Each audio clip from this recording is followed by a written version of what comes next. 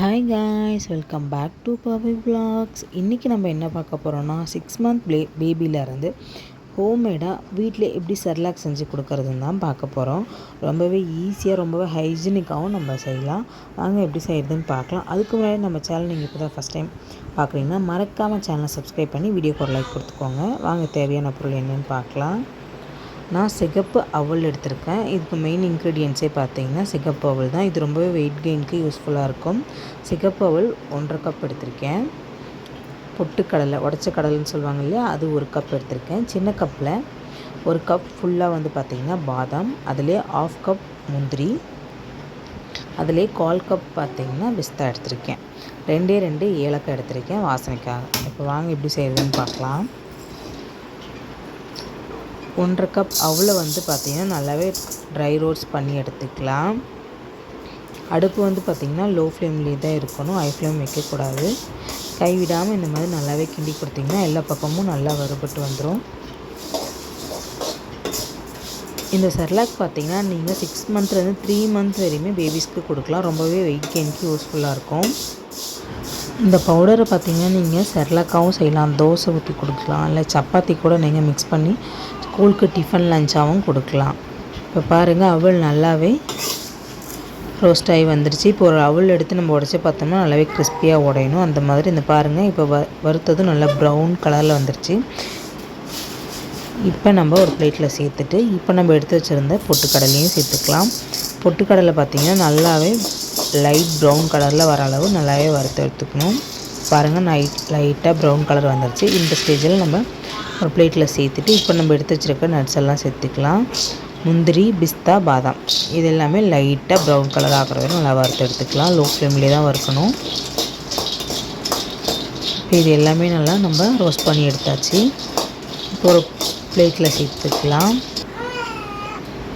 நீங்கள் மக்கானா இருந்தாலும் இதில் சேர்த்துக்கோங்க, ரொம்பவே ஹெல்த்தியானது தான். என்கிட்ட மக்கானா இல்லை, ஸோ உங்கள்கிட்ட மக்கானா இருந்தாலும் சேர்த்துக்கலாம். மக்கானா வந்து 1 கப் சேர்த்திங்கன்னா கரெக்டாக இருக்கும். அவல் எடுத்தோம் இல்லையா, அதே கப்பில் 1 கப் மக்கானா எடுத்திங்கன்னா கரெக்டாக இருக்கும். இப்போ பாருங்கள், இது நம்ம எல்லாமே வறுத்து எடுத்து வச்சிட்டோம். இது நல்லாவே ஆறட்டும். ஆறுனதும் ஒரு மிக்ஸி ஜாரில் சேர்த்துக்கலாம். இது எல்லாத்தையுமே மிக்ஸி ஜாரில் சேர்த்துட்டு நம்ம எடுத்து வச்சுருந்த 2 ஏலக்காவில் அந்த தோலை எடுத்துகிட்டு அந்த உள்ளே இருக்க சீட் மட்டும் சேர்த்துட்டு நல்லாவே கிரைண்ட் பண்ணி எடுத்துகிட்டு வந்துடலாம். நல்ல பவுடராக எடுத்துகிட்டு வந்துடுங்க. நல்ல பவுடராக இந்த மாதிரி இருக்கணும். நீங்கள் ஜலிச்சும் எடுத்துக்கலாம். ஜலிச்சு எடுத்துகிட்டு இந்த மாதிரி ஒரு பிளேட்டில் கொட்டி ஆற வச்சுட்டுங்க. ஆற வச்சுட்டு இந்த மாதிரி நீங்கள் ஒரு ஏர்டைட் கண்டெய்னரில் போட்டு 3 to 6 மந்த் வரையும் நீங்கள் வச்சு யூஸ் பண்ணிக்கலாம். இப்போ வாங்க எப்படி செய்கிறதுன்னு பார்க்கலாம். நான் ஒரு 3 ஸ்பூன் எடுத்திருக்கேன். 3 ஸ்பூன் எடுத்துகிட்டு கொஞ்சமாக ஃபஸ்ட்டு தண்ணியை ஆட் பண்ணிவிட்டு கட்டி எதுவும் இல்லாமல் நல்லாவே கலந்து கொடுத்துக்கலாம். இப்போ பாருங்கள், நல்லாவே கலந்து கொடுத்தாச்சு. கட்டி எதுவும் இருக்கக்கூடாது. நல்லாவே கலந்து கொடுத்துட்டோம். இன்னும் கொஞ்சம் தண்ணி சேர்த்துக்கலாம்.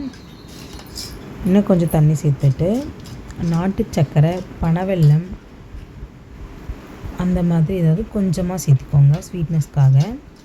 நான் வந்து 9 மந்த் பேபிக்கு கொடுக்குறேன். நீங்கள் 6 மந்த் பேபிக்கு கொடுக்குறதா இருந்தால் ஸ்வீட்லாம் சுகரு, நாட்டு சர்க்கரை, பனக்கற்கண்டு எதுவுமே சேர்க்கக்கூடாது. இப்போ இன்னும் கொஞ்சம் தண்ணி சேர்த்துட்டு அடுப்பில் வச்சு ஒரு 2 மினிட்ஸ் நல்லாவே குக் பண்ணாவே போதும். நல்லாவே குக்காகி வந்துடும். 2 மினிட்ஸ்லேயே குக் ஆகிடும். இது வந்து பார்த்திங்கன்னா வெயிட் கெயினுக்கு ரொம்பவே யூஸ்ஃபுல்லாக இருக்கும். நம்ம சேனலில் வெயிட் கெயின் ரெசிபிஸ் நிறையவே இருக்குது குட்டீஸ்க்காக. மறக்காமல் வாட்ச் பண்ணி பாருங்கள். நான் வீடியோ கீழே டிஸ்கிரிப்ஷனில் லிங்க் கொடுக்குறேன். பாருங்கள், நல்லாவே குக்காகி வந்துடுச்சு. இப்போ ஒரு பவுலில் ட்ரான்ஸ்ஃபர் பண்ணி நான் இப்போ 9 மந்த் பேபி கொடுக்குறதுனால நான் வந்து கீ வந்து கொஞ்சமாக ஆட் பண்ணிக்கிறேன். நீங்கள் 6 மந்த் அப்படின்னா நீங்கள் கீ எல்லாம் இதை ஆட் பண்ண வேண்டாம். நீங்கள் அப்படியே ஆற வச்சு கொடுத்துக்கலாம். கொஞ்சம் கெட்டியாக இருக்க மாதிரி இருந்துச்சுன்னா நீங்கள் வந்து பால் சேர்த்துக்கலாம், பவுடர் மில்க் சேர்த்துக்கலாம். அப்படி இல்லைன்னா தாய்ப்பாலும் சேர்த்திக்கலாம். சேர்த்துட்டு லைட்டாக இந்த மாதிரி கலந்து கொடுத்துட்டு நீங்கள் குட்டீஸ்க்கு கொடுத்திங்கன்னா ரொம்பவே விரும்பியும் சாப்பிடுவாங்க. டேஸ்ட்டும் சூப்பராக இருக்கும். சூப்பராகவே வெயிட் கெயின் ஆகும். மறக்காமல் இந்த செர்லாக் செஞ்சு பார்த்துட்டு எப்படி இருந்துச்சுன்னு சொல்லி மறக்காமல் கமெண்ட் பண்ணுங்கள். ஓகே ஃப்ரெண்ட்ஸ், பாய். மறக்காமல் சப்ஸ்கிரைப் பண்ணுங்கள்.